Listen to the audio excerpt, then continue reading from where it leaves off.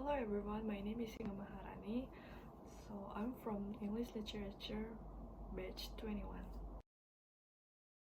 Phonetics adalah ilmu yang mempelajari tentang suara dari manusia ataupun suara dikeluarkan oleh seseorang. Sedangkan fonologi adalah ilmu yang mempelajari tentang bunyi-bunyi yang dapat diartikan dalam bahasa-bahasa tertentu.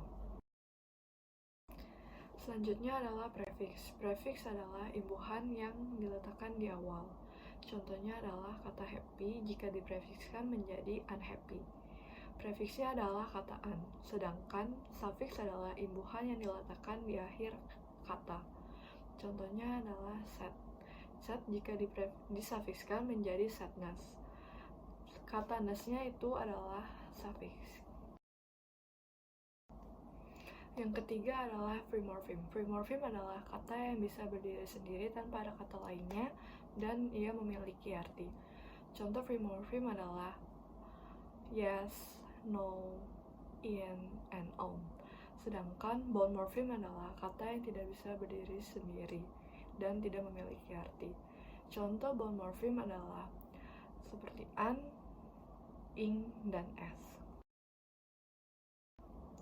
Lalu ada semantik. Semantik adalah makna yang dapat diambil dari beberapa frasa, kalimat, ataupun kata, sedangkan pragmatik adalah makna yang dapat diambil dari beberapa konteks.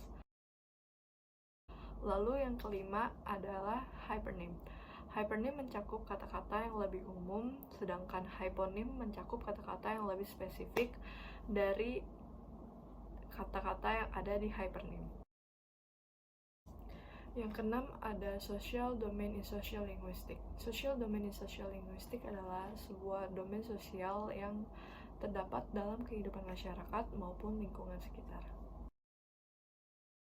Language acquisition. Language acquisition adalah proses manusia mendapatkan kemampuan untuk menggunakan kata untuk berkomunikasi. Sedangkan language learning adalah proses manusia untuk memperoleh bahasa. Lalu ada sign. Sign adalah tanda ataupun objek. Lalu ada signifier. Signifier itu adalah sebuah pemikiran yang terjadi karena kita melihat ataupun mendengarnya. Dan lalu ada signified. Signified itu hanya pemikiran yang ada di kepala kita. Contohnya adalah apple. Apple adalah sebagai sign-nya, yaitu tanda ataupun objek.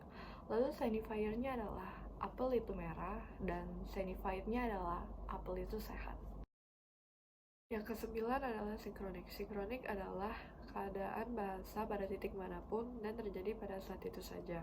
Sedangkan diakronik adalah perbedaan dua ataupun lebih dari dua keadaan bahasa selama beberapa abad.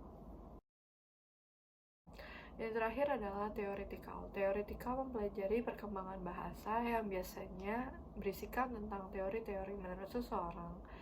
Sedangkan applied linguistic dapat diaplikasikan dalam bentuk lain dan digunakan dalam ilmu bahasa yang ada di sekitar kita.